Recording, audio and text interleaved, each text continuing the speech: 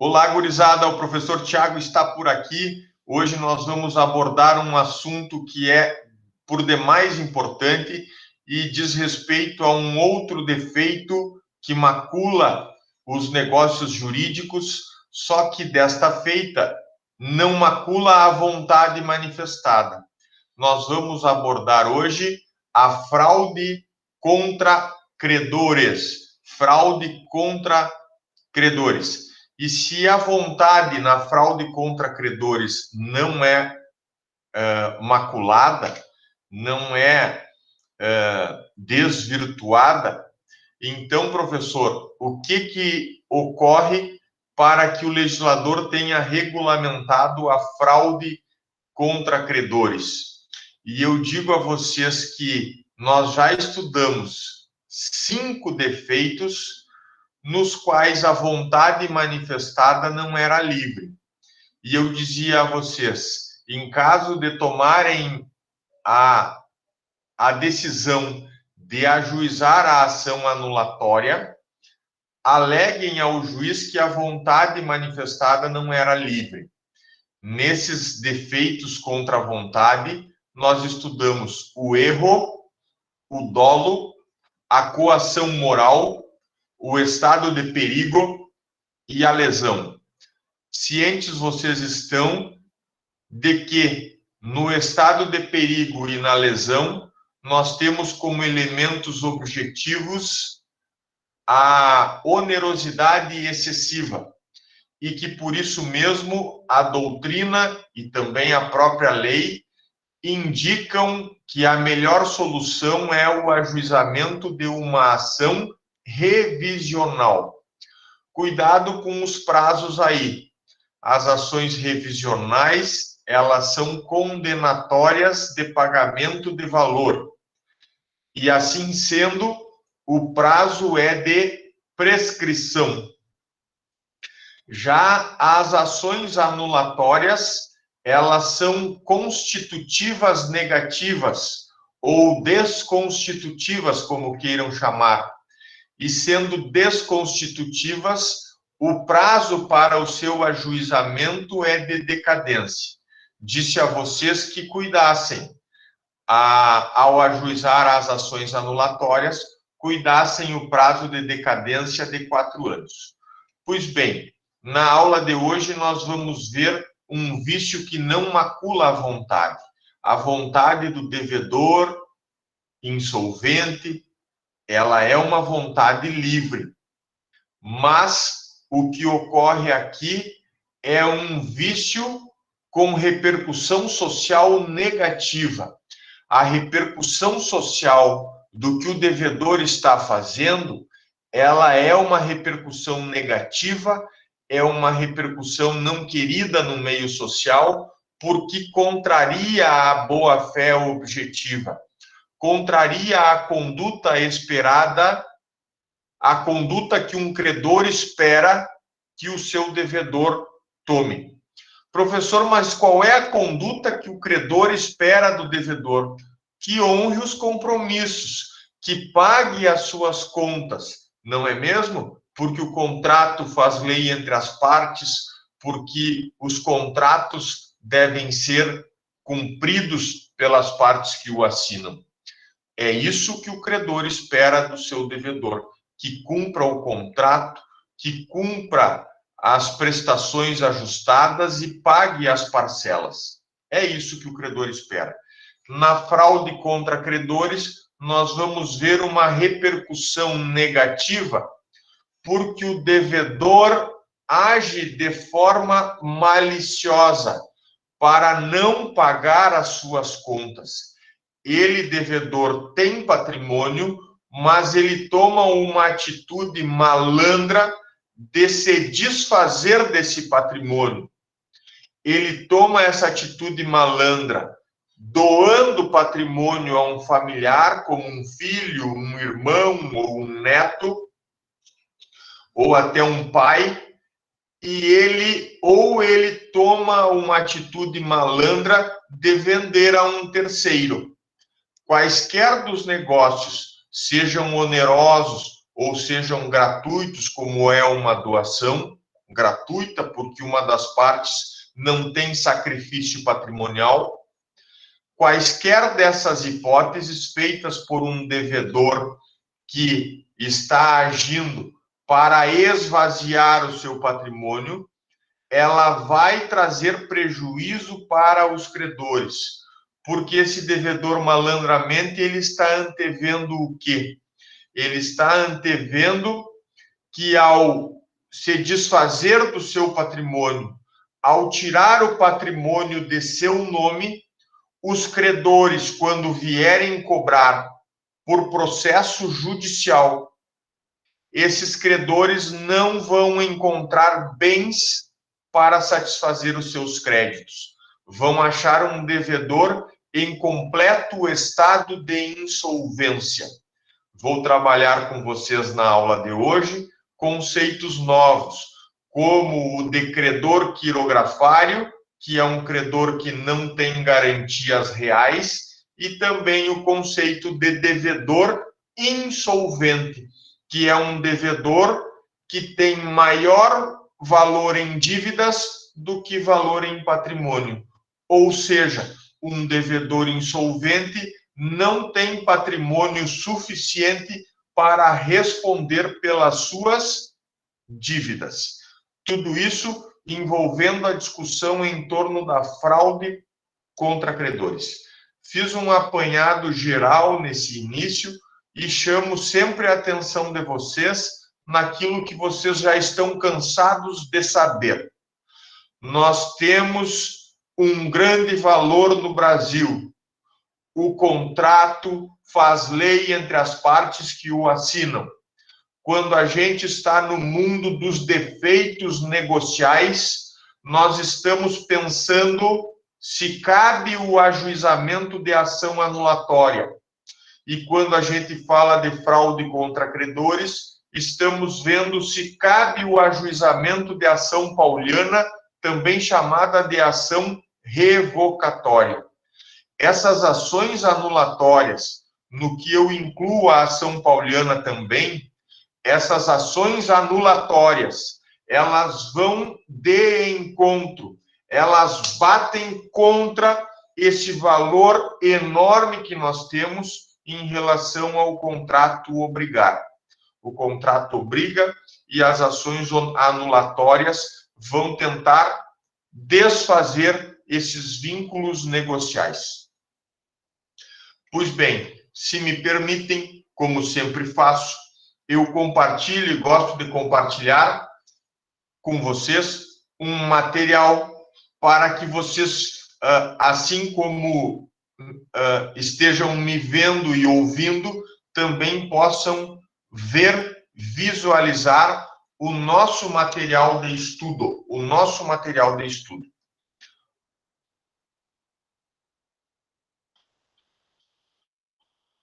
Aqui está.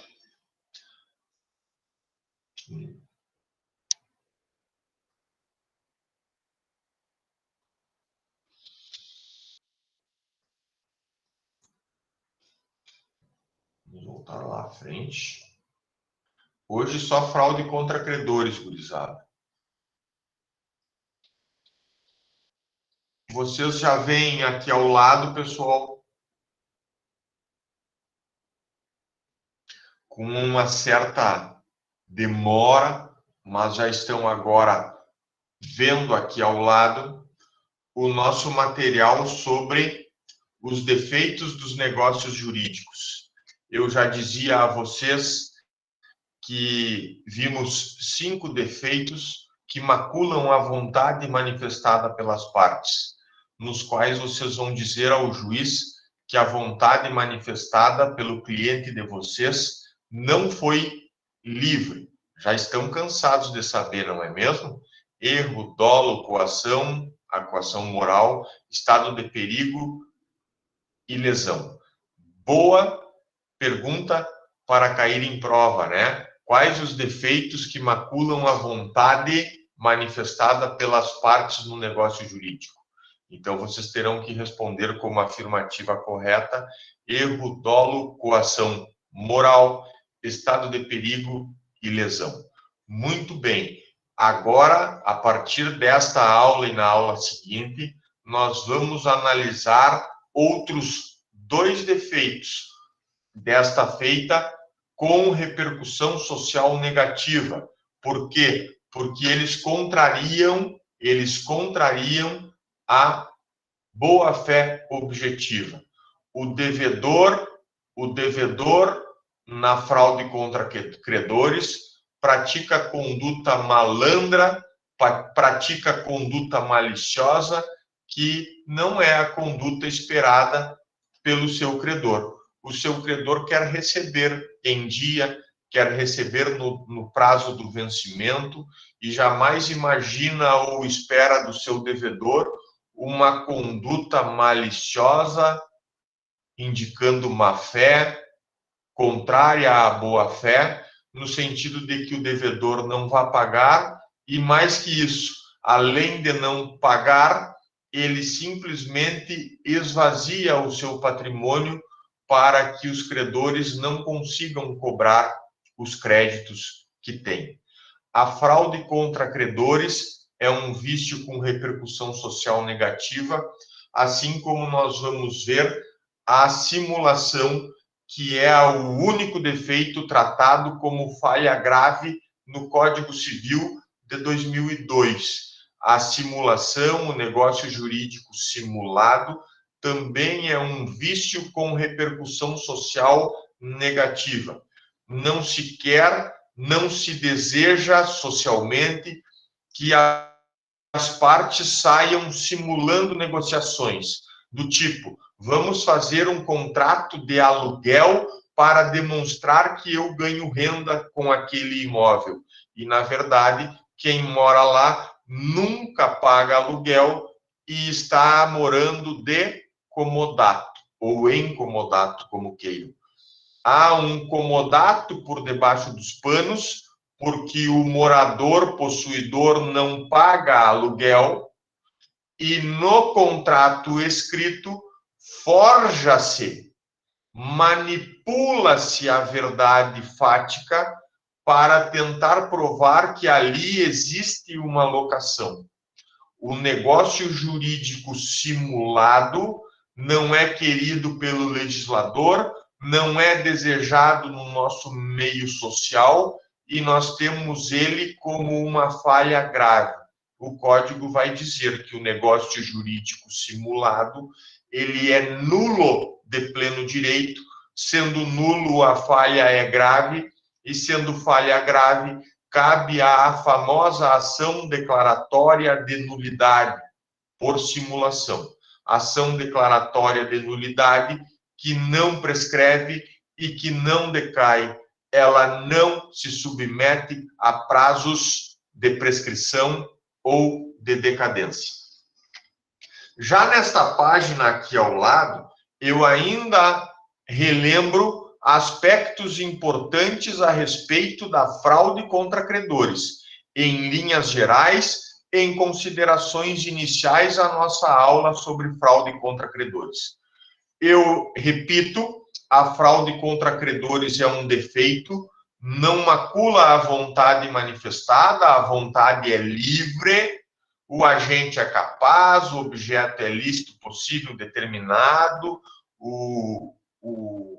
a forma é atendida conforme está na lei, se faz até a escritura pública que é necessária, tudo isso perfeito. Professor, e a vontade também é livre.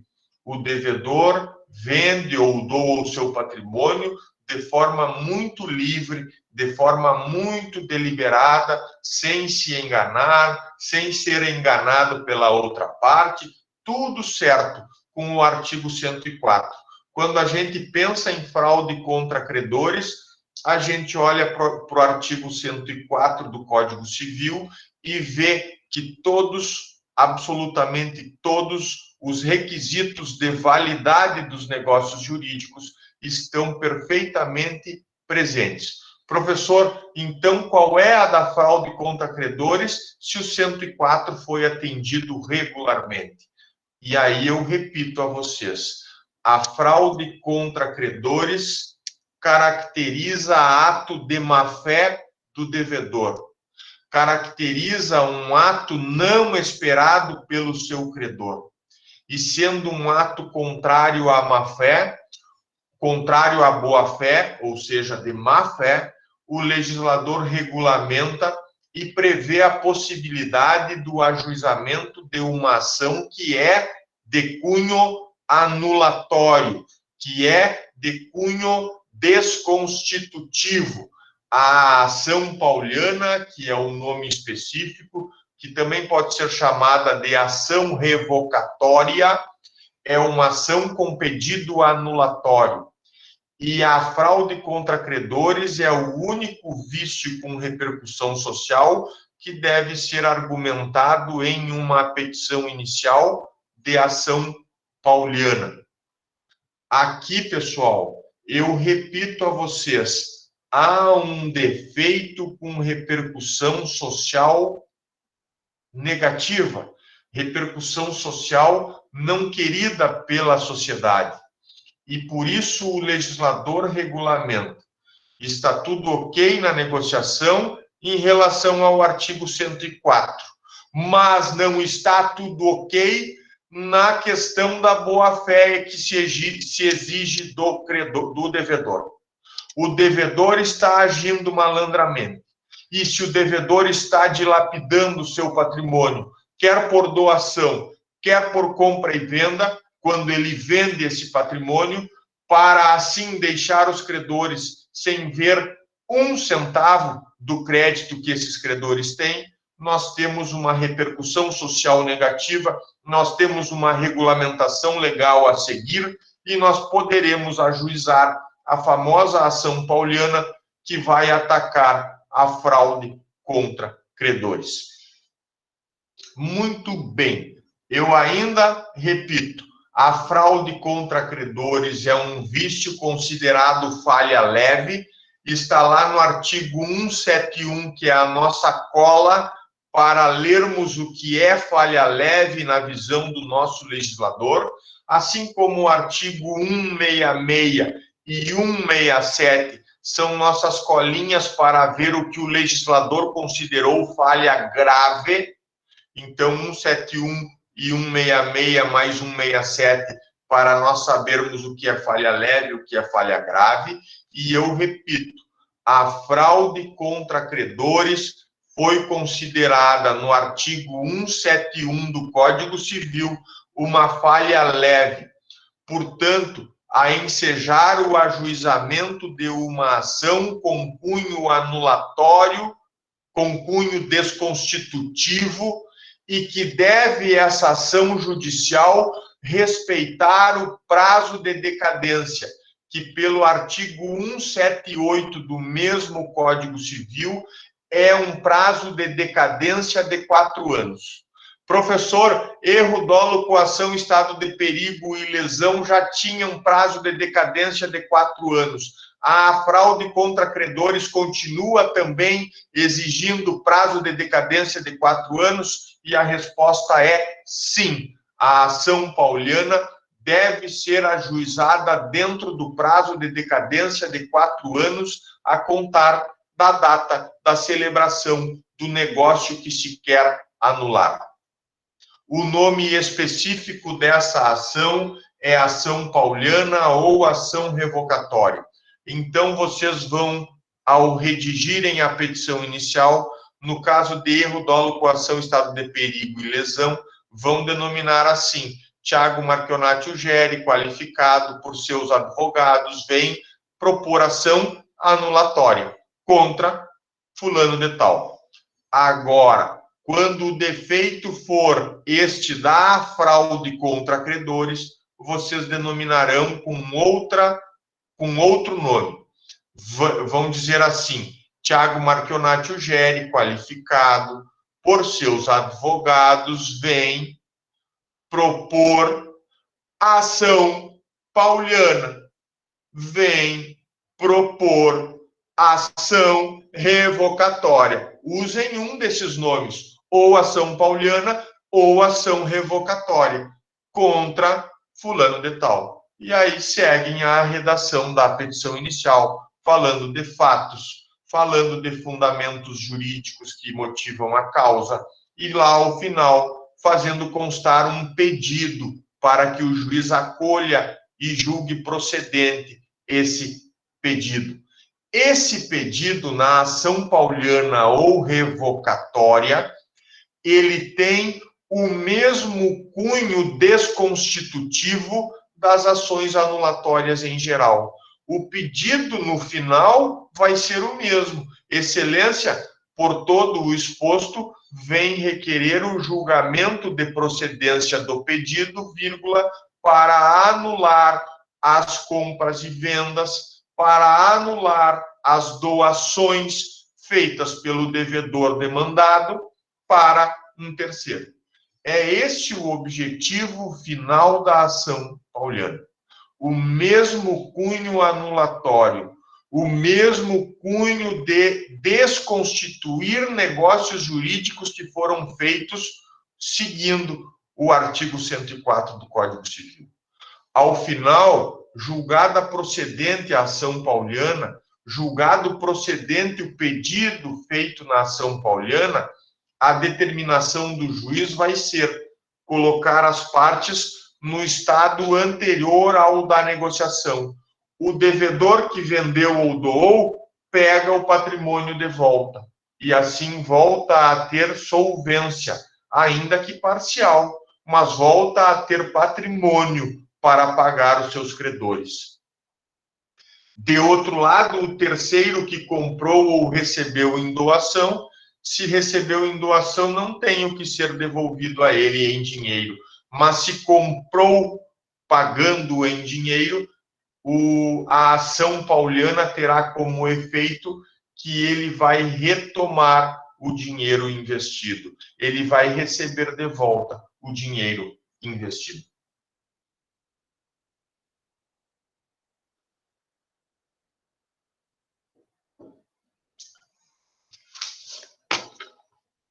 Vou falar na sequência da questão brasileira. Ó. Aqui no Brasil, salvo o devedor de pensão alimentícia, que pode ser preso, porque isso está na Constituição Federal e isso é reconhecido pelos tribunais, salvo essa hipótese de quem deve alimentos poder ser preso, as demais dívidas não admitem prisão do devedor. As demais dívidas não permitem que o devedor vire escravo do credor. Não. Aqui no Brasil, a responsabilidade civil é puramente patrimonial. Se o devedor não tem patrimônio, paciência. O credor fica a ver navios. E ponto final.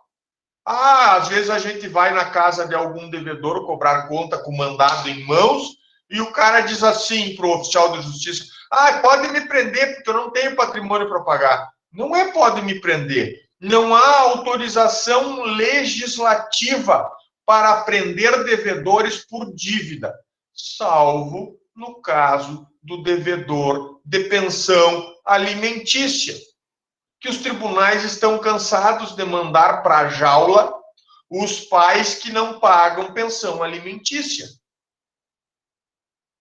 E, inclusive, tem discussão. Mas se o cara não consegue pagar estando solto, imagina como é que ele vai pagar preso. E aí estão tentando dizer que a prisão tem que ser domiciliar. Não sei. O fato é que no Brasil, o único que pode ser preso por dívida é o devedor de pensão alimentícia. Ponto final. Todos os demais são devedores e respondem pelas dívidas que têm com o seu patrimônio. Por isso dizer que no Brasil a responsabilidade civil é patrimonial, puramente patrimonial. É o devedor é o patrimônio de um devedor que responde pelas obrigações contraídas por esse devedor. Se ele não tem patrimônio, o credor é que sofre os prejuízos. Por isso que no momento da negociação, senhoras e senhores, é o credor que tem que se precaver. É o credor que, ao negociar e vender para alguém, e depois ficar com prestações para receber parceladamente, é o credor que tem que exigir garantia. Exige a garantia real com um patrimônio. Exige a garantia pessoal com um fiador. Mas exija garantia. Porque se ele não exigir garantia, ele será mero credor quirografário. E aí vocês estão a perceber a dificuldade que é em ser credor no Brasil, ainda mais sem deter nenhuma garantia de que vai receber. Os riscos a um credor quirografário são enormes. Há risco patente, latente de não receber o crédito que tem.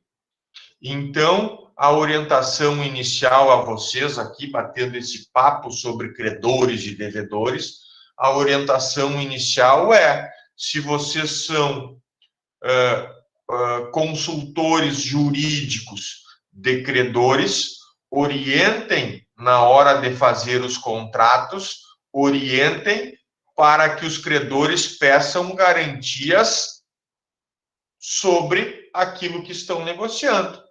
Exijam garantias reais, se for um patrimônio que garante o contrato, que garante a contratação, exijam garantias pessoais, se estiverem exigindo um fiador ou um avalista, no caso dos títulos de crédito é avalista, no caso dos contratos é fiador, muda o nome do garantidor, mas são pessoas que garantem. O fato é que o credor, ele precisa minimizar os riscos de não receber.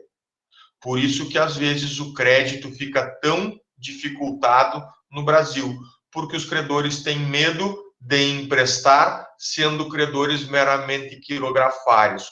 Os credores querem emprestar desde que tenham um lastro de garantia plausível, um lastro razoável de garantia, no sentido de que vão receber aquilo que emprestam.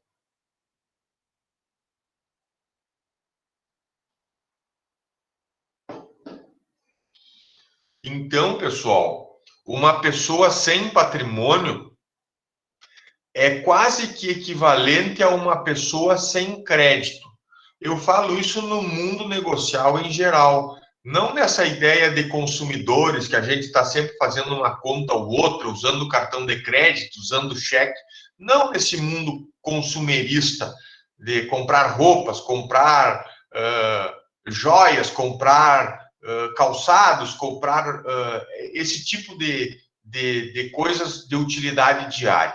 Não é propriamente isso. Eu falo mais de garantia no mundo contratual quando os negócios são mais vultosos, quando os negócios jurídicos têm um valor maior, como em compra e venda de veículos, compra e venda de casas, compra e venda de apartamentos e terrenos, essas situações que envolvem maior valor. Os credores, eles tentam se precaver para que não venham ter o dissabor de não conseguirem reaver aquilo que emprestaram. Saibam, então, que no Brasil, a nossa responsabilidade civil é puramente patrimonial.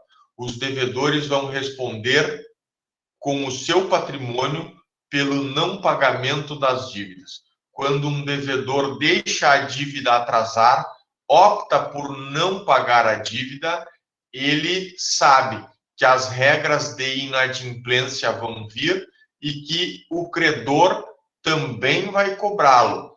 Inicialmente, o credor poderá cobrar extrajudicialmente, mas vendo que não tem êxito na cobrança extrajudicial, o credor poderá sim e deverá ajuizar um processo de cobrança no Poder Judiciário. A ideia do processo judicial de cobrança é analisar o crédito que se está cobrando, sentenciar no sentido de que cabe sim condenar o devedor ao pagamento e depois iniciar-se uma fase de cumprimento daquele julgamento, que daí o processo entra naquela fase de expedição de um mandado de penhora, quando o oficial de justiça vai até o devedor e procura bens para penhorar. Após a penhora, o bem é vendido pelo leiloeiro e o fruto da arrematação, o dinheiro da arrematação, é utilizado para pagar o credor que está cobrando no processo judicial. Mas vejam disso que eu estou contando, que se o devedor processado judicialmente não tem patrimônio, o oficial de justiça devolve o mandado de penhora cumprido negativo. Por quê? Porque foi até o local onde reside o devedor, o domicílio do devedor, aonde ele responde pelas obrigações contraídas, aonde ele pode ser encontrado, e lá no domicílio do devedor não encontra patrimônio para penhorar. Nessa situação, nós esbarramos aqui no processo civil, nós esbarramos na impossibilidade de cobrar o crédito. O credor demandou judicialmente, o credor obteve um provimento judicial com uma sentença do juiz ou um acórdão do tribunal que julgou o recurso, e depois, na hora de cumprir isso que foi julgado, o credor não consegue êxito no recebimento do crédito que está cobrando. E por uma razão muito simples, porque no Brasil a responsabilidade civil é patrimonial. E se o devedor não tem patrimônio, ele não paga a dívida. Professor, mas aí a dívida se extingue? Como é que acontece? O processo botado na lata, colocado fora na lata do lixo? Não. O processo vai para o arquivo judicial com dívida pendente, o que significará dizer que o credor que vê o seu crédito frustrado quanto à cobrança, ele poderá desarquivar o processo de tempos em tempos para movimentar novamente o Poder Judiciário, movimentar novamente o oficial de justiça, fazendo com que o oficial de justiça faça novas buscas por patrimônio do devedor, porque o tempo vai passando e o devedor pode mudar a sua situação financeira. Então, o credor terá que sempre ficar cuidando para desarquivar o processo, para pedir novas diligências, até que consiga reaver os créditos que ele tem para cobrar. Nessa conjuntura está a situação fática de um devedor que aliena o seu patrimônio por doação ou por compra e venda. Compra e venda é onerosa, a doação é gratuita. Aliena o seu patrimônio a um terceiro, assim afastando a possibilidade de que seus bens respondam pelas obrigações junto aos credores. É nesse ponto que nós estamos a tratar da fraude contra credores. Um devedor malandro. Se eu pedir a vocês que me digam o que é fraude contra credores, vocês comecem pensando o seguinte na resposta: é um devedor malandro. Se encheu de contas, esse devedor se encheu de dívidas, e aí, depois de ter as dívidas contraídas e consolidadas, ele começa a vender ou começa a doar todo o seu patrimônio para que os credores não possam buscar a reparação, buscarem os pagamentos dos créditos no seu patrimônio.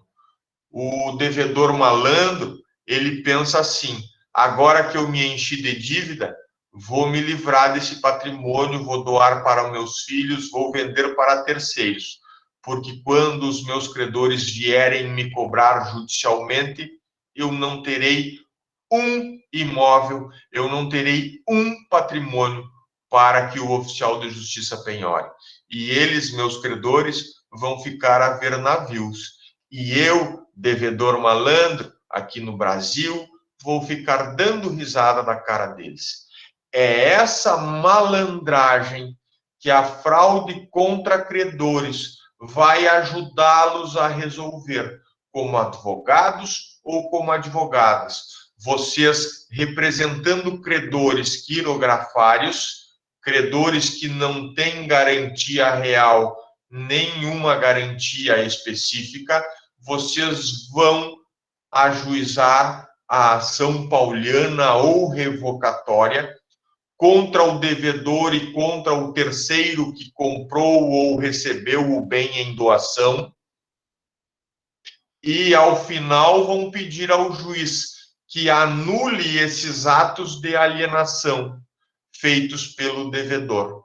E, anulando esses atos de alienação feitos pelo devedor, todo o patrimônio que o devedor vendeu ou doou volta para ele.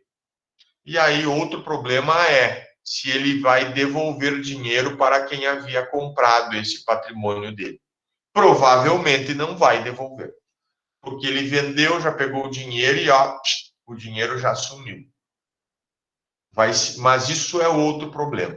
Eu imediatamente devo orientá-los, sendo vocês advogados ou advogadas de credores quirografários, credores que não têm garantias e que veem os seus devedores dilapidando seu patrimônio, se desfazendo de patrimônio para não arcar com as dívidas, para não serem responsabilizados pelas dívidas que contraíram.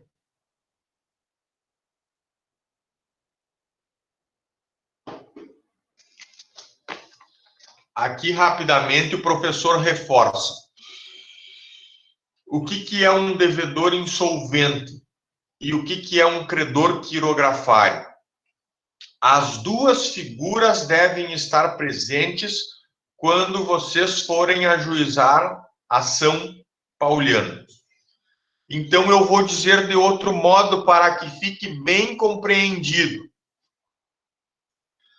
O credor que ajuiza a ação pauliana é um credor quirografário, ou seja, é um credor que não tem garantias reais, não tem patrimônio lastreando o crédito que ele tem. Ele é um credor que está sem garantias. É esse credor quirografário que ajuiza a ação pauliana. Credores de outro lado, credores com garantia real. Não tem ação pauliana a ajuizar. E não tem ação pauliana a ajuizar por uma razão singela. Porque lá na matrícula de um imóvel do devedor consta um registro onde há uma hipoteca que favorece aquele credor. Então, o credor com garantia real, ele já tem um imóvel que serve para garantir o pagamento da dívida em caso de o devedor não pagá-la espontaneamente. Se já há essa garantia, um imóvel, um automóvel, não há por que se falar em credor com garantia ajuizar a ação pauliana. O credor executa o contrato e já indica para que se faça a penhora do bem dado em garantia. Já executa a própria garantia. Professor, mas o devedor, ele não pode vender o bem dado em garantia? É muito difícil. Nós falamos em duas principais garantias. Ou um bem imóvel que tem matrícula no registro de imóveis, ou um automóvel que tem registro no Detran.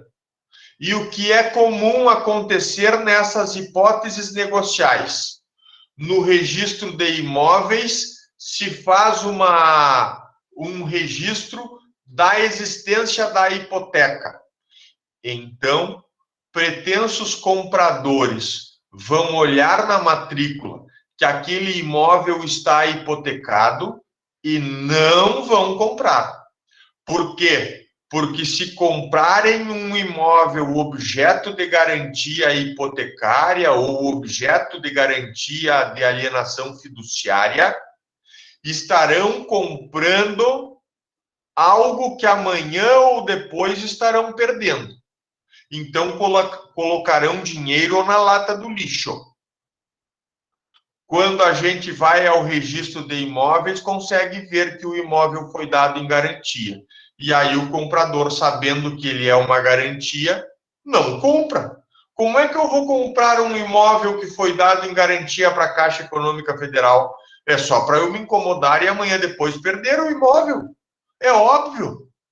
Então, no registro de imóveis, eu consigo ver se o imóvel está livre e desembaraçado para que eu possa comprá-lo, ou se ele foi dado em garantia, momento no qual eu recuo no negócio e digo, olha, tu está querendo vender o imóvel, mas ele foi dado em garantia, e assim eu não compro. Pois bem, no Detran ocorre algo similar. Quando as instituições financeiras emprestam dinheiro para que as pessoas comprem carros, eles fazem um contrato de alienação fiduciária. E essa alienação fiduciária em garantia também aparece lá no Detran.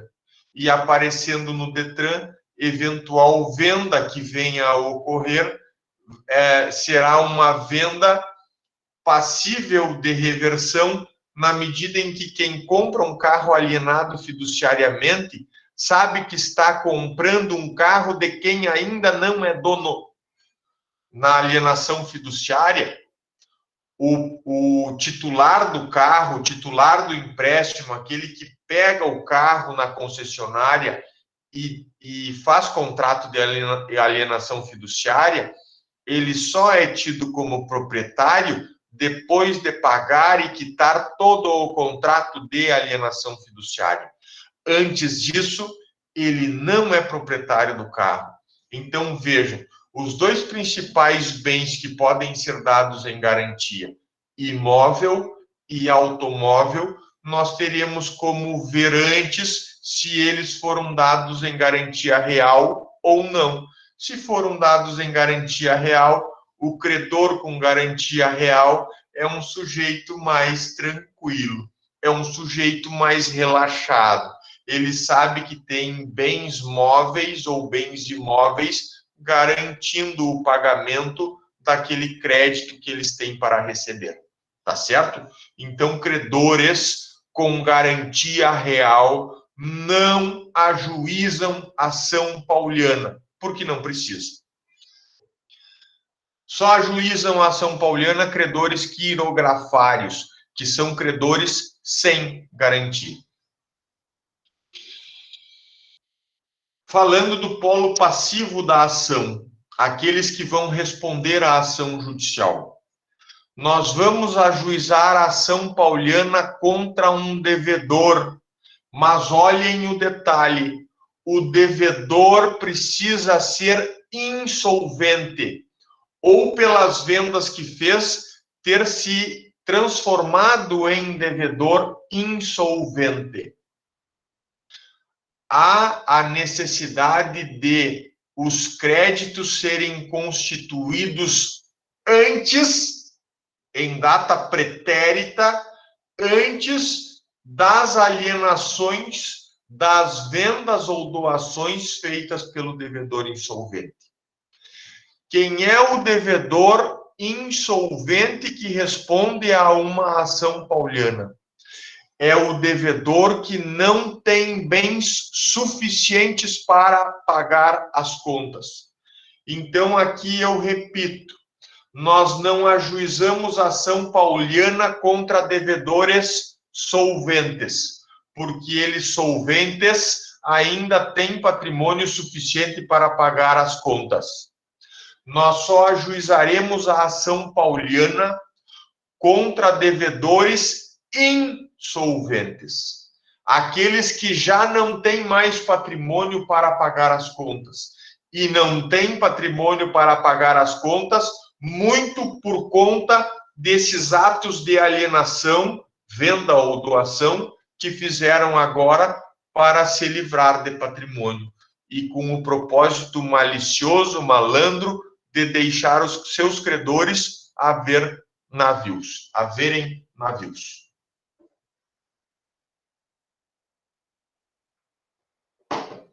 Então, antes de virar a página, o professor vai repetir essas duas informações.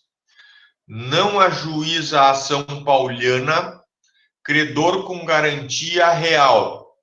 Só ajuiza a ação pauliana credor que não detém garantia real, ou seja, um credor quirografário. Credores quirografários ajuizam a ação pauliana.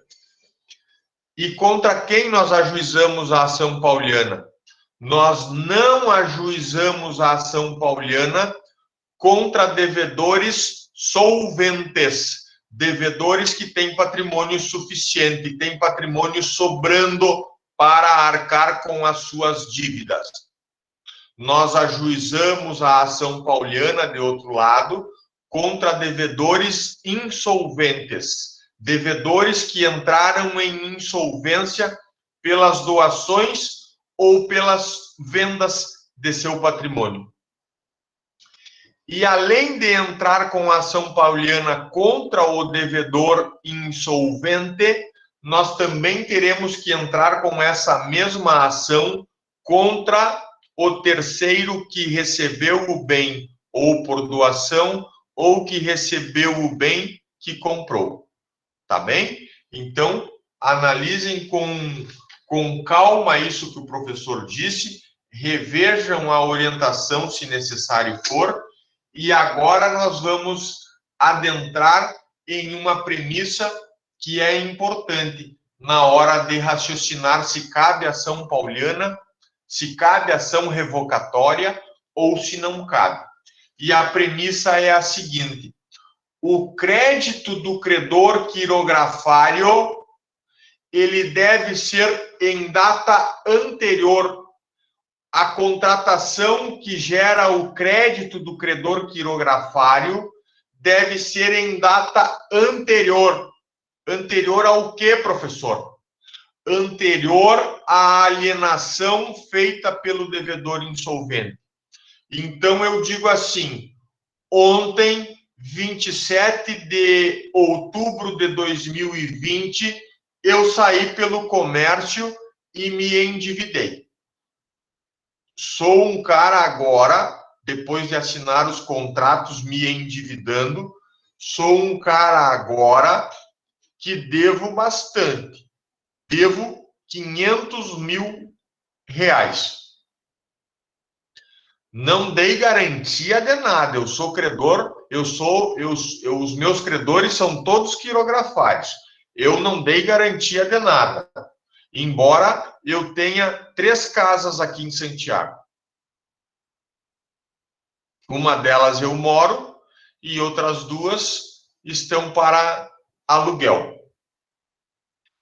Eu, devedor, a partir de ontem, chego na data de hoje, 28 de outubro, portanto, depois de me constituir como devedor, em momento posterior a me tornar devedor de vários credores que me emprestaram, me venderam a pagar em parcelas. Um dia depois, eu tomo a atitude de pensar: eu não vou pagar essas contas. Me emprestaram porque quiseram. Me venderam bens para pagar em prestação porque quiseram. Eu não vou pagar. E aquelas minhas 2 casas que podem representar possibilidade de penhora, se os meus credores me cobrarem judicialmente, aquelas minhas 2 casas eu vou doar. Ou uma eu vou doar para meus filhos e a outra eu vou vender. Tanto faz. A ideia está centrada. A premissa está formada. O crédito dos credores quirografários, dos meus credores quirografários, é anterior ao dia em que eu alienei o meu patrimônio, ao dia em que eu vendi as minhas 2 casas que estavam sobrando, que eram além da minha casa de moradia. E aí eu estou a raciocinar. Se eu vendi, meus credores vão tentar me cobrar e vão encontrar apenas a minha casa residencial, que é a que está abrigada pela Lei 8.009 de 90. Lei 8.009, que diz que o único bem imóvel usado para moradia familiar ou individual, ele não pode ser objeto de penhora, ele é impenhorável. Então, eu, devedor, estou agora pensando o seguinte: só tenho um único imóvel que eu resido, ele é impenhorável pela Lei 8.009, e os outros 2 imóveis que eu tinha, eu alienei. Hoje já não tenho mais. Meus credores podem vir me cobrar, eu vou negar conta, eu vou dizer que pago depois, eu vou dizer que não tenho para pagar, e eles vão tentar procurar patrimônio em meu nome no registro de imóveis e não vão encontrar. Pessoal, a premissa está formada. Num dia me transformei em devedor de vários credores quirografários, no outro dia eu alienei meu patrimônio, eu dilapidei meu patrimônio, eu simplesmente deixei meus credores sem nenhuma possibilidade de cobrar o que eles têm de crédito contra mim. Essa é a premissa que vocês têm que cuidar. E aliado a isso, vocês terão que analisar 2 elementos que são chave na hora de ajuizar a ação pauliana ou a ação revocatória.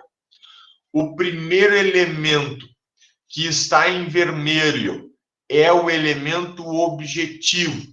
Esse, sempre, em qualquer ação pauliana ou revocatória, vocês vão alegar.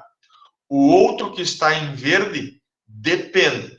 Vocês vão ter que alegar nos negócios onerosos, mas não vão ter que alegar nos negócios gratuitos, como a doação, porque o elemento subjetivo, ele se presume em uma doação. Mas vejam então o que eu estou falando. Coloquei em vermelho o elemento objetivo. Este, com todo cuidado, vocês vão ter que alegar nas petições iniciais das ações paulianas. Vão ter que alegar, invariavelmente. Professor, qual é o elemento objetivo? Como é que a gente trata dele? Como é que a gente explica esse elemento objetivo ao juiz? E eu digo a vocês, vocês explicam ele tratando pelo nome de eventus damini, e dirão na petição inicial: Excelência, o devedor se tornou insolvente pela atitude que teve de alienar o seu patrimônio. Ele entrou em insolvência em momento posterior à constituição dos créditos pelos contratos que foram por ele, devedor, assinados. O evento danoso, pessoal, o eventus damini, é um evento, como a própria palavra diz, é um evento que causa dano. Qual é o dano e para quem se está causando dano? O dano é o de dilapidar patrimônio, esvaziar patrimônio, para que não se responda civilmente pelas dívidas que se tem. Esse evento danoso é danoso a quem? É danoso aos credores quirografários, porque os credores quirografários não detêm garantia nenhuma. Já os credores com garantia real detêm garantia específica, vão poder executar os créditos que têm e cobrar no patrimônio que foi dado em garantia, tá bem? Então, aqui, o eventus damini, elemento objetivo, vocês vão alegar invariavelmente em qualquer ação pauliana. Vão dizer ao juiz que está presente o eventus damini que o credor sofreu um dano com a alienação patrimonial que o seu devedor fez. E vão dizer ao juiz excelência, o devedor, depois de se tornar devedor do autor da ação pauliana, ele simplesmente esvaziou todo o seu patrimônio, como demonstram as matrículas dos registros de imóveis, como demonstram os documentos do Detran que revelam que ele vendeu todos os seus automóveis, que ele vendeu todas as suas casas, salvo uma, que é a que ele reside.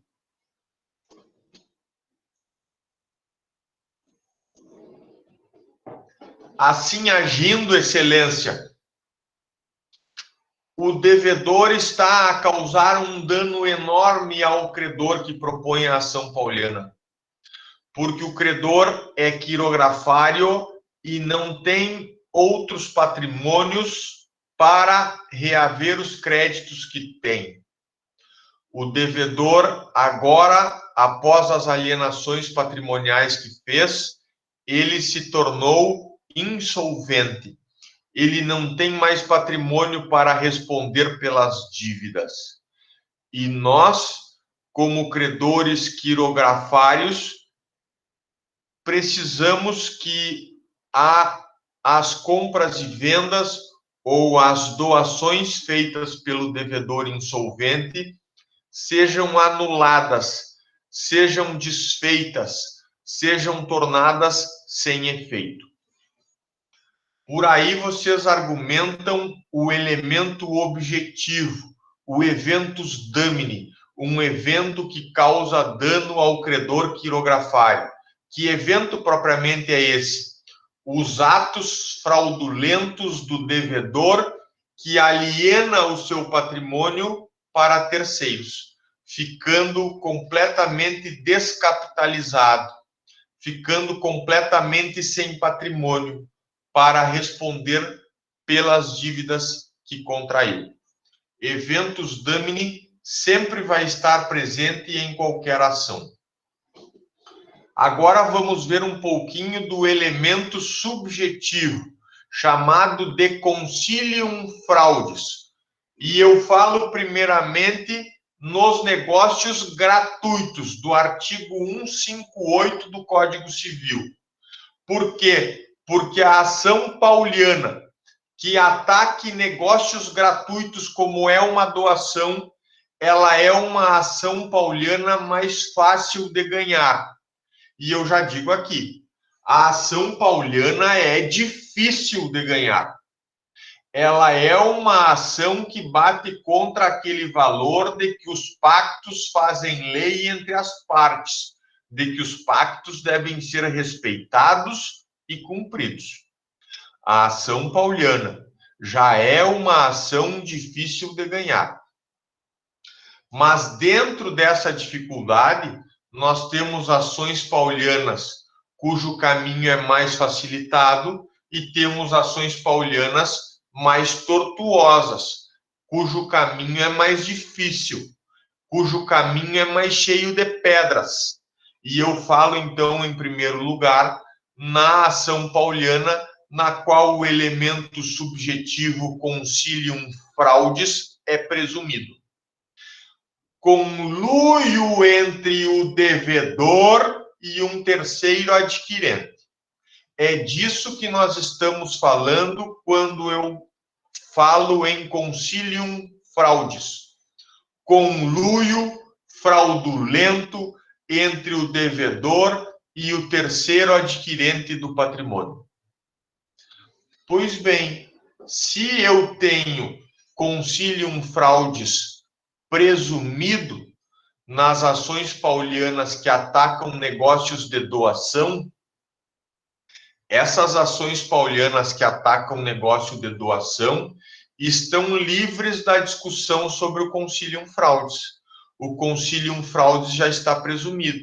Ora, eu, devedor, depois de dever para meia dúzia de credores quirografários, eu, devedor, simplesmente chego em casa e começo a doar meu patrimônio. Dou uma casa para um filho, dou outra casa para outro filho, dou outro patrimônio, vendo outro patrimônio, enfim, eu faço atos gratuitos, atos de doação, negócios jurídicos gratuitos por excelência. Se eu pratiquei negócios gratuitos, por óbvio, o concilium fraudis está presumido que ocorreu.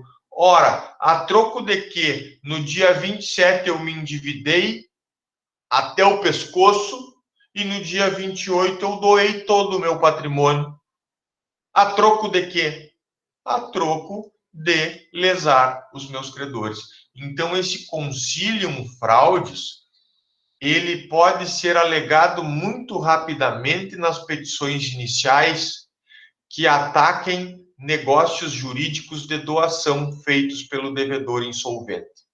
Vamos simplesmente mencionar assim: Excelência, já verificada a existência do eventus damini, elemento objetivo, nós agora vamos meramente informar que o concilium fraudis, elemento subjetivo, ele está presumido, porque os atos que ora estamos atacando são contratos de doação, são negociações gratuitas e que, portanto, o concilium fraudis é presumido. Meramente assim, não precisam explicar e nem provar. E olhem para o lado da defesa. A defesa também não conseguirá dizer ou levantar como defesa a ideia de que o terceiro adquirente não estava conluiado como devedor. E não adianta levantar isso como defesa, porque o concilium fraudis, quando a ação pauliana ataca negócios gratuitos, o concilium fraudis é presumido. Agora eu falo um pouquinho das ações paulianas mais difíceis, aquelas que vocês terão que alegar o elemento objetivo, eventus damini, e também deverão alegar o elemento subjetivo, concilium fraudis.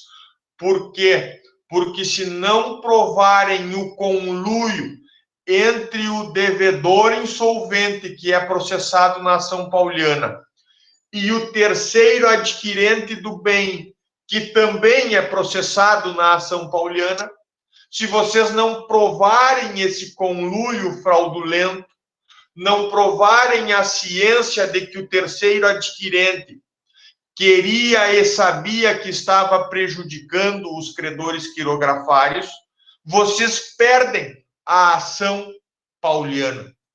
Ela já é uma ação difícil, mas se vocês não fizerem prova do concilium fraudulento nos contratos onerosos como a compra e venda, não fizerem prova desse conluio entre o devedor insolvente e o terceiro que comprou o bem, vocês perdem a ação pauliana. E a defesa, tanto do devedor insolvente, quanto a defesa do terceiro adquirente, tem parecer, inclusive, sobre isso. A defesa vai alegar que não há concilium fraudis, que o terceiro adquirente está de boa fé e que o autor da ação pauliana não conseguiu provar a sua má-fé e que, portanto, o negócio que segue os requisitos de validade lá do artigo 104 do Código Civil, o negócio precisa ser confirmado. E confirmando o negócio, o pedido de anulação formulado na ação pauliana deve ser julgado improcedente, excelência. Vejam quão tortuoso é o caminho se vocês atacarem na ação pauliana um negócio oneroso como a compra e venda.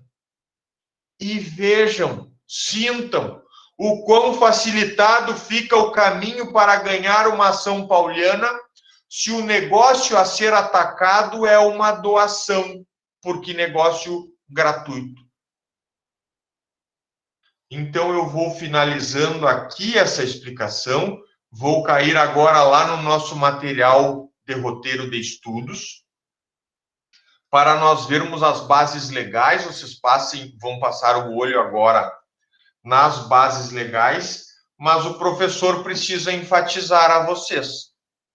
Nas ações paulianas que atacarem negócios gratuitos como a doação, ou até mesmo negócios de remissão de dívida, o devedor de credores quirografários, ele começa a perdoar dívidas que tem para receber. Então, ele deixa de receber patrimônio. O perdão de dívidas, chamado de remissão de dívidas, também pode ensejar a ação pauliana. Mas vejam, nas ações paulianas que ataquem negócios jurídicos de doação, que são gratuitos, ou que ataquem negócios jurídicos de remissão de dívida, que são perdão de dívida, essas ações paulianas vão argumentar apenas o elemento objetivo, eventus damini, atitude do devedor de alienar o seu patrimônio, mesmo sabendo que tem dívidas a pagar. Bastará esse elemento objetivo para vocês terem êxito na ação pauliana. Além disso, cuidar o prazo de decadência, porque a ação pauliana deve ser ajuizada dentro de 4 anos a contar da celebração dos atos de alienação feitos pelo devedor insolvente. Agora, pessoal, se vocês forem ajuizar a ação pauliana visando atacar, visando desconstituir, visando anular contratos de compra e venda, que são contratos onerosos ou negócios onerosos, vocês terão que provar e alegar, além do elemento objetivo eventus damini, também o elemento subjetivo consilium fraudis. Aleguem nas ações paulianas que atacarem negócios do devedor que sejam compras e vendas. Aleguem o conluio entre o devedor insolvente, que estará sendo processado como polo passivo na ação pauliana. Aleguem que há conluio entre ele, devedor insolvente, e o terceiro adquirente, que também estará sendo processado nessa ação pauliana. O credor quirografário, bem lembrado, que não tem garantias, ajuiza a ação pauliana e ajuiza ela contra o devedor insolvente e contra o terceiro que adquiriu o patrimônio. Tá bem? Não esqueçam desses detalhes. Nos negócios gratuitos, vão abordar apenas o eventus damini. Nos negócios onerosos, vão ter que debater, além do eventus damini, também o consilium fraudis. Gurizada, o professor vai agora para o nosso material, tá? O nosso material, bem compreendido, ele já conta com as regras jurídicas dos artigos 158 a 165. E é com essas disposições legais que nós vamos terminar a nossa aula de hoje, nos 20 minutos que ainda nos restam. Eu coloquei aqui para vocês um exemplo, e essa escrita aqui é extra. Na fraude contra credores, o nome da ação anulatória será sempre ou ação pauliana ou ação revocatória. E o exemplo envolve os nomes de pessoas como Tício, Caio e Mévio. E vocês, ao lerem o roteiro de estudos, se lembrarão desse exemplo e se lembrarão do que é a fraude contra credores. Tício tem conhecimento da proximidade do vencimento de dívidas em relação ao credor Mévio. Então, Tício é devedor e Mévio é credor quirografário. Então, Tício, devedor, vende para o terceiro Caio um imóvel de seu patrimônio. Havendo conhecimento de Caio, que é o terceiro que compra, havendo conhecimento de Caio sobre o estado de insolvência do devedor Tício, estará configurado o vício social a cometer o negócio jurídico. Vício esse que é a fraude contra credores. A mesma conclusão de fraude contra credores deve ser obtida no caso de doação, disposição gratuita de bens. Se o Tício devedor, em vez de vender para Caio, o terceiro adquirente, se Tício doa para Caio, mesmo assim nós estaremos diante de fraude contra credores. E aí, se for uma doação, pouco importa esse conhecimento do Caio sobre o estado de insolvência do Tício. Se for um negócio gratuito, nós estamos livres, como eu disse a vocês, estamos livres de debater o concilium fraudes, o conluio existente entre o Tício e o Caio. Tá bem? Não esqueçam dos nomes da ação, que é a ação pauliana ou ação revocatória, e não esqueçam que no artigo 178, inciso 2, o prazo é de decadência de 4 anos, contados da celebração do negócio fraudulento que vocês pretenderão anular. Decadência é matéria para se alegar em defesa, quando a defesa verificar que já se passou o prazo de 4 anos de decadência.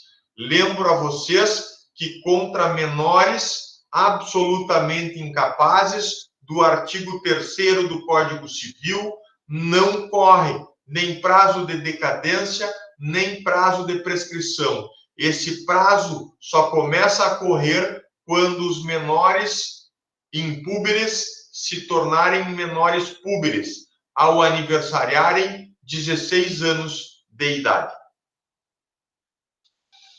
Artigo 158. Vamos dando o fechamento da nossa aula com regras jurídicas, escritas no nosso Código Civil e que vocês têm a obrigação de estudar a lei seca, porque ela cai em prova, cai em concurso, cai na prova da OAB.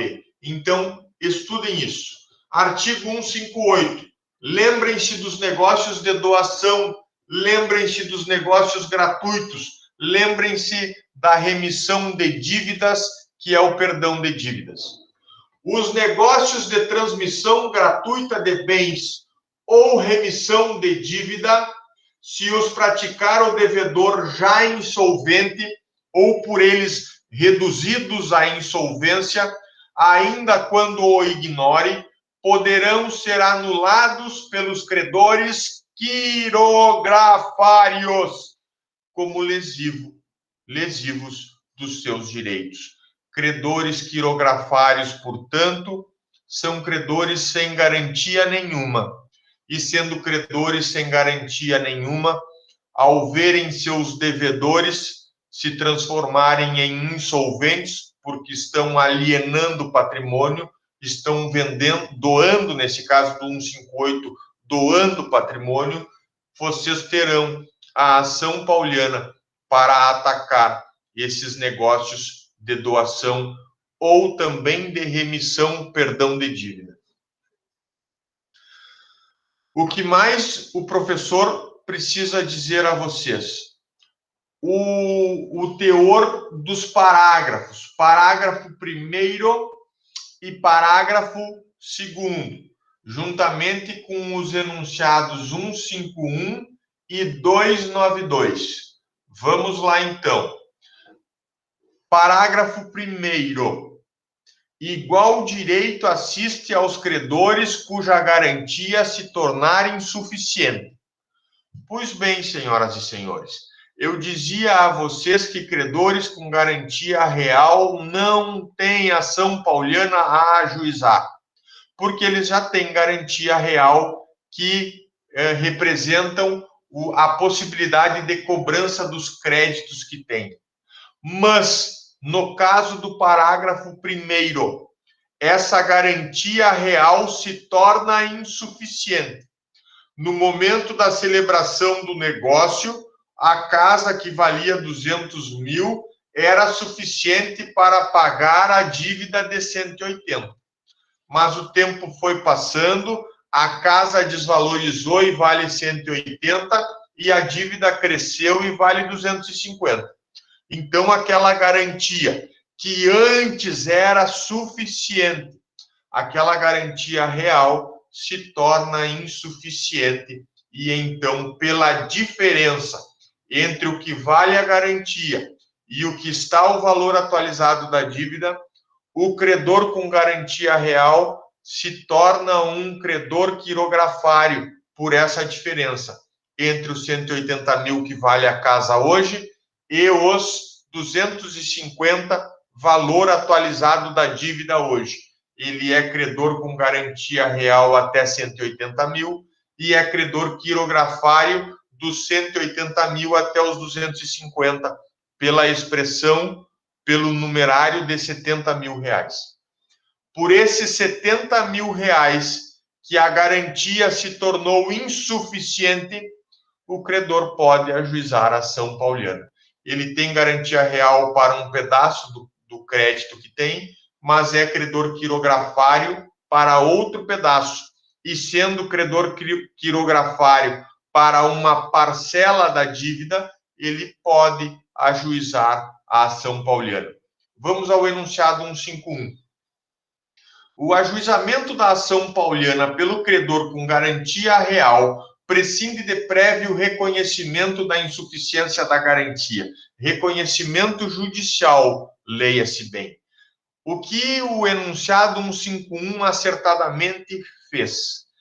De dizer que cabe ao credor com garantia real mensurar os riscos de ajuizar uma ação pauliana alegando que a garantia se tornou insuficiente, porque na própria ação pauliana o devedor poderá vir se defender, assim como o terceiro adquirente poderá vir se defender e dizer: olha, a garantia não se tornou insuficiente, a casa vale os 200 mil e a dívida atualizada corretamente não supera os 200 mil. Então, a doutrina claramente acerta ao dizer: não precisamos judicializar para ver se a garantia ficou insuficiente ou não. Eu, credor, não preciso cobrar a garantia real para depois, ao final do processo que cobro, concluir que tem uma parte da dívida que não está coberta pela garantia. Não há necessidade disso. Eu posso ajuizar a ação pauliana como credor com garantia real, porque na minha compreensão de credor com garantia real, tem uma parte da dívida que não está acobertada pela garantia. E, portanto, nessa parte da dívida que não está acobertada por garantia real, eu me comporto como credor quirografário, sim.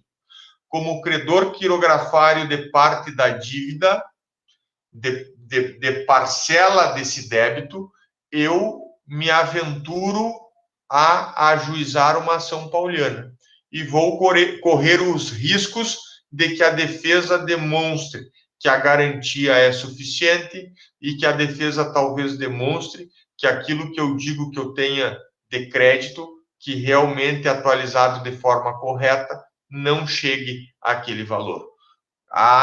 O enunciado 151 acerta ao dizer que para ajuizar a ação pauliana não precisamos de prévio processo, de anterior processo judicial que execute a garantia real. Você sabe o que é garantia real, né? O professor já falou amplamente. Ter garantia real é eu, credor, saber que negociei tendo crédito a receber e que se o meu devedor não me pagar, eu o executarei acionando o bem imóvel ou o bem móvel que ele me deu em garantia. Agora vamos ver o parágrafo 2º, gurizada. Só os credores que já o eram ao tempo daqueles atos podem pleitear a anulação deles. Falei de uma premissa a vocês quando iniciei a nossa fala lá naquele material do PowerPoint. E eu dizia, eu preciso constituir as dívidas no dia anterior, em momento anterior, e eu disse constituir as dívidas no dia 27, e alienar o meu patrimônio em momento posterior à constituição das dívidas, à constituição dos débitos. É isso que diz o parágrafo 2º e é isso que reforça o enunciado 292 do CJF, que é enunciado puramente doutrinário, formulado nas jornadas de direito civil.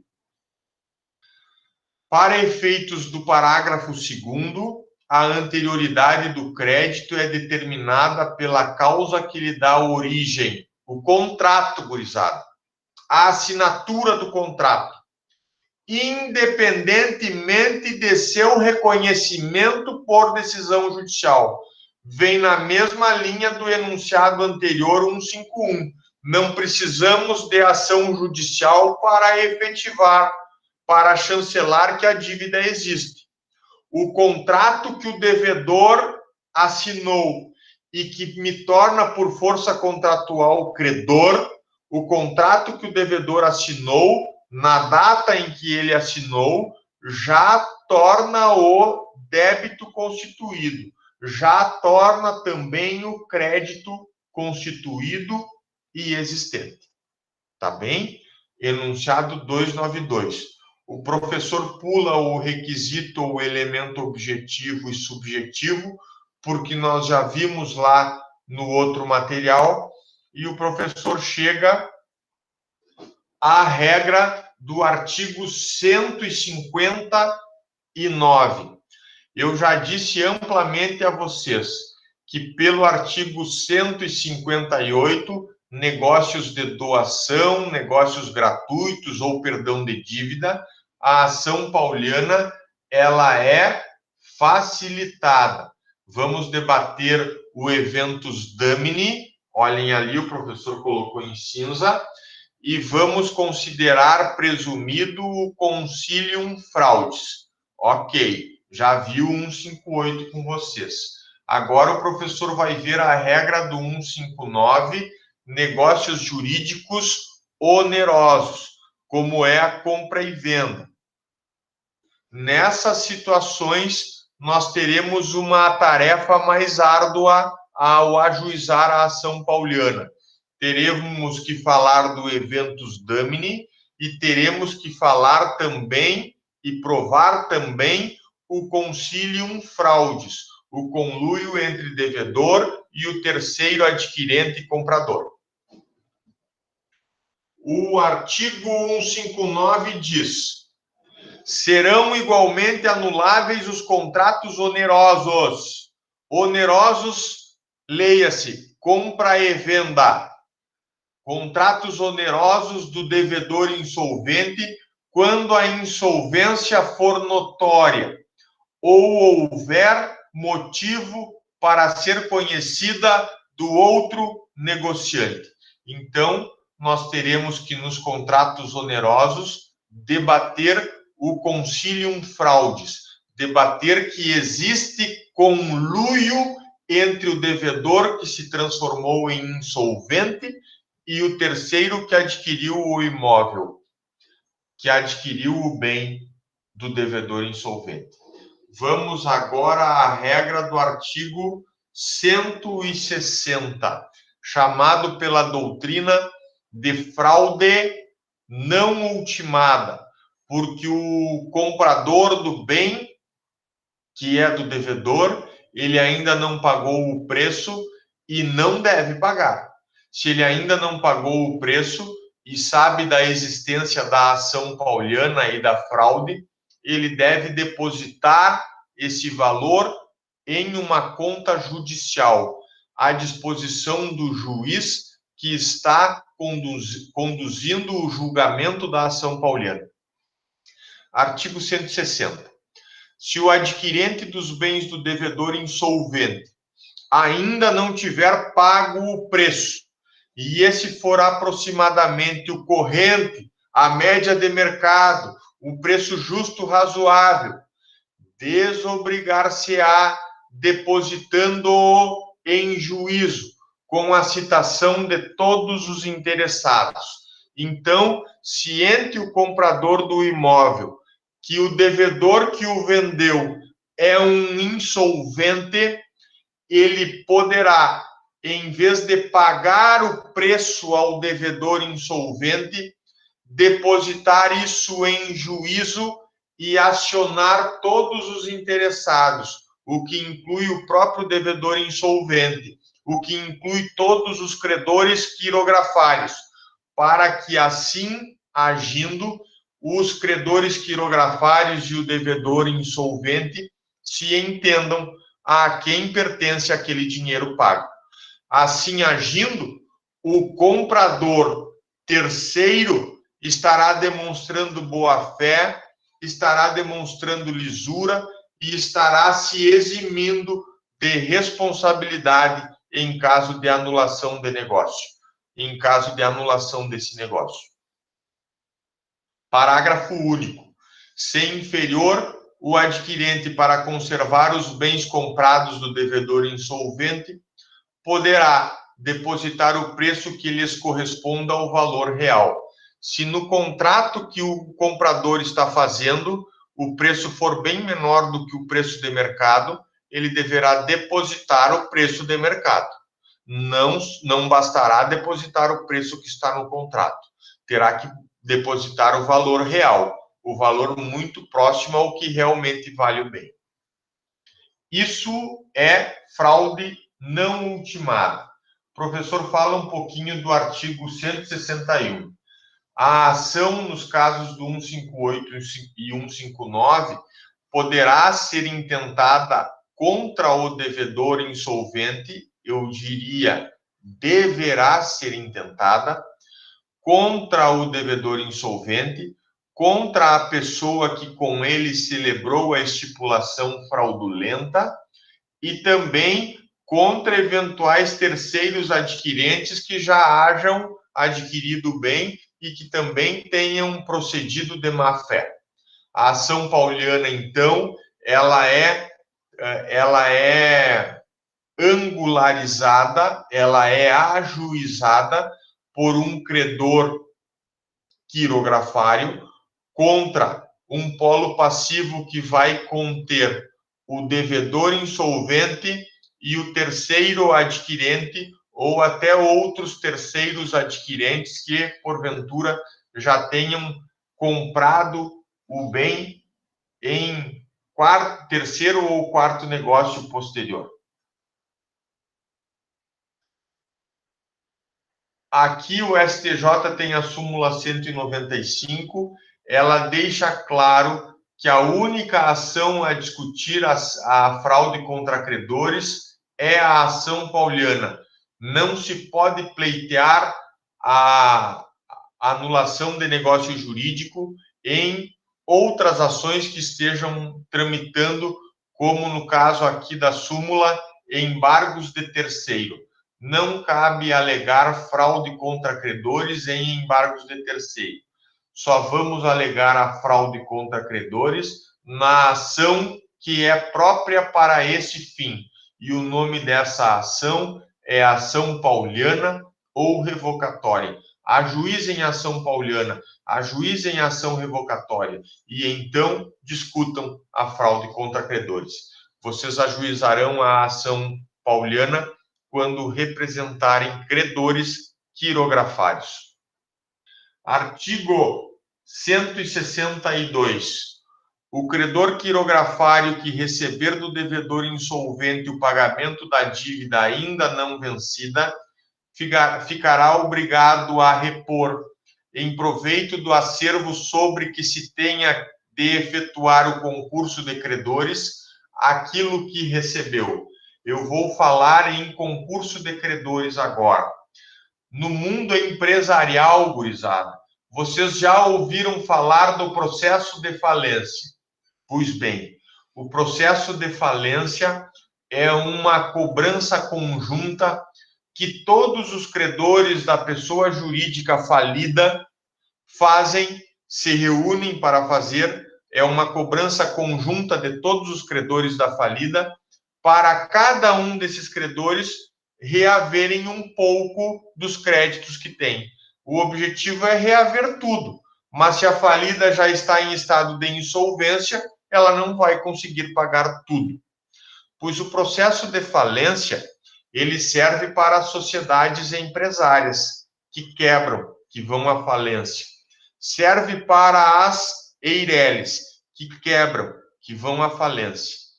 No caso de pessoas naturais ou pessoas físicas, a situação muda. E por que ela muda? Porque não é processo de falência o nome adequado. É um processo que vai trabalhar a ideia de concurso de credores. Então, com a insolvência do devedor, insuficiência de patrimônio para saldar as dívidas, deverá ser aberto um concurso de credores. De todos os credores quirografários, nós precisaremos reuni-los para que, se eles não conseguirem reaver todo o crédito que tem, que pelo menos cada um receba um pouquinho proporcionalmente ao crédito que tem. Então, é nesse propósito que está o artigo 162. Credor quirografário que receber do devedor insolvente a dívida ainda não vencida, fica obrigado, e é uma obrigação legal, fica obrigado a depositar em proveito do acervo de concurso de credores aquilo que ele recebeu. Ele não pode, a critério do devedor insolvente, receber ele sozinho o crédito que tem. Eu, devedor insolvente, conhecedor do fulaninho, vou lá e pago toda a dívida para o fulaninho, mas deixo todos os outros meus credores quirografários a ver navios sem receber nada.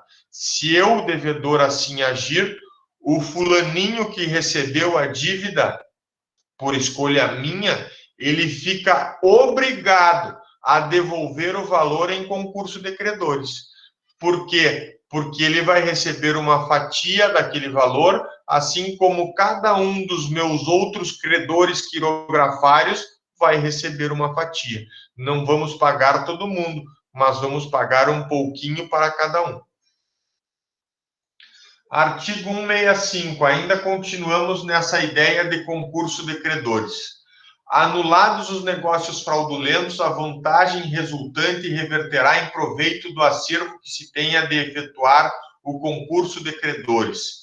Se esses negócios tinham por único objetivo distribuir direitos preferenciais mediante hipoteca, penhor ou anticrese, sua invalidade importará somente a anulação da preferência ajustada. Novamente, aqui a ideia é de um critério de justiça entre os credores quirografários. Não é um que recebe sozinho a dívida inteira. São todos que devem partilhar o patrimônio existente. Então, eu costumo dizer assim, de 6 credores quirografários, se um apenas entrar com a ação pauliana, isso vai ter o mesmo efeito para os 6. Por quê? Porque o um que entrou com a ação pauliana, vamos entender que ele ganhou a ação pauliana e fez com que o patrimônio que o devedor insolvente alienou, fez com que esse patrimônio retornasse ao devedor, ele vai fazer com que esse ganho de ação pauliana respingue efeitos em todos os outros 5 credores quirografários que não ajuizaram a ação pauliana. E por que isso?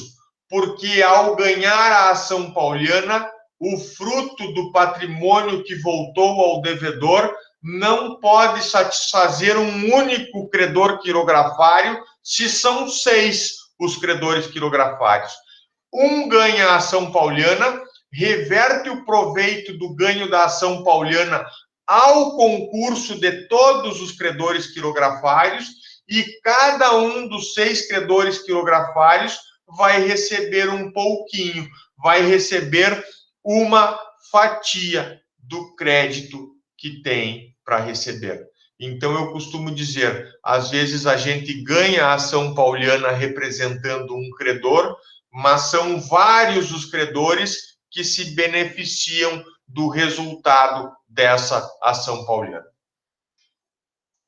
Artigo 163. Presumem-se fraudulentos os direitos dos outros credores às garantias de dívidas que o devedor insolvente tiver dado a algum credor. Então, eu continuo com a ideia dos 6 credores quirografários. E aí eu escolho o fulaninho lá, que eu gosto muito, e chamo ele, ó, fulaninho, vem cá, que nós vamos fazer um aditivo contratual pelo qual eu vou dar uma garantia real, o meu carro que eu tenho na garagem. Nananinanã. Pelo artigo 163, também é fraudulento escolher um dos credores quirografários que eu, devedor, tenho para lhe dar uma garantia real. Não posso. Depois que eu constituir vários credores quirografários, eu devo tratá-los todos em situação de igualdade. Terminamos com o artigo 164. Presumem-se, porém, de boa-fé e valem os negócios ordinários indispensáveis à manutenção de estabelecimento mercantil, rural ou industrial, ou à subsistência do devedor ou de sua família. Vamos pensar assim, a fraude contra credores não é para atacar atos negociais de mera gestão do patrimônio. Às vezes, uma indústria, uma sociedade empresária precisará vender patrimônio para fazer caixa, para comprar mercadoria, para revender. Esses atos de gestão não são objeto de ataque por ação pauliana. Assim como, às vezes, o devedor, pessoa física, precisa vender um carro ou vender um imóvel para se capitalizar, para organizar a sua gestão, a sua vida pessoal. Isso também não pode ser encarado como fraude contra credores. Nós temos que ter uma sensibilidade aí, entendendo que muitas vezes o devedor não está de má fé, mas ele está meramente gerenciando o seu patrimônio. Gurizada medonha, nós chegamos no final da nossa aula, mas não sem antes eu falar um pouquinho a você sobre a fraude à execução. Porque é muito comum essa distinção. As duas vão salvar o credor que não consegue receber, o credor que vê o seu devedor dilapidar, alienar patrimônio e tem que tentar fazer alguma coisa para reverter isso. Na fraude contra credores, vocês já viram amplamente. Os credores quirografários ainda não ajuizaram processos de cobrança contra o devedor insolvente, mas estão com ação pauliana tentando reverter as vendas patrimoniais que esse devedor fez. Tá bem? Ação pauliana neles, fraude contra credores, eu já falei amplamente para vocês. Agora, a fraude à execução é um pouco diferente. Embora a alienação de patrimônio pelo devedor seja a mesma. Na fraude à execução, nós já temos processos judiciais no Poder Judiciário, ajuizados pelos credores contra o devedor. E o devedor já foi citado. Olhem só, o oficial de justiça já bateu na porta do devedor e já disse, ó, tem um mandado de citação para o senhor, o credor fulano de tal já está lhe cobrando judicialmente, o senhor tem prazo de defesa. Se já há processo judicial do credor cobrando o devedor e o devedor citado por oficial de justiça ou pelo correio, não interessa. O devedor citado para se defender na ação. No dia seguinte à citação, pensa assim, olha, já estão me cobrando.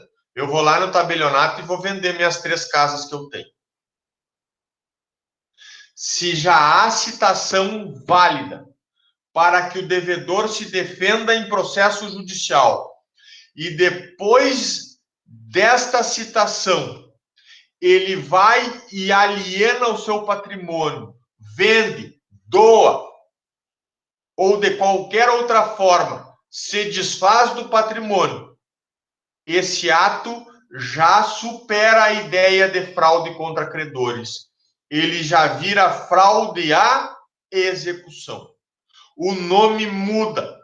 Já não cabe mais ação pauliana. Cabe mera petição que vocês vão escrever ao juiz do próprio processo, dizendo, olha, excelência, o credor quirografário aqui no processo está cobrando o devedor. E o devedor foi citado no dia 27 de outubro. O oficial de justiça esteve lá e citou ele. Pois hoje, no dia 28 de outubro, depois de citado, ele foi ao tabelionato de notas e alienou por escritura pública seus 13 imóveis aqui na cidade. Isso é fraude à execução. Torne sem efeito essas vendas para fins de que eu aqui no processo consiga executar o crédito que eu tenho. A fraude à execução, gurizada, pressupõe existência de processo já ajuizado pelo credor e pressupõe que o devedor tenha sido citado validamente para se defender na ação judicial. E então nós estamos livres da ação pauliana. Bastará informar ao juiz por petição no processo que lá no judiciário já tramita, para que o juiz decida prontamente, rapidamente, tornam-se em efeito as vendas feitas pelo devedor aqui processado, porque alienações ocorreram posteriormente à citação válida. Ponto final. Está derrubado o ato de alienação feito pelo devedor. Estão derrubadas, na verdade, todas as alienações feitas pelo devedor em relação a esse processo.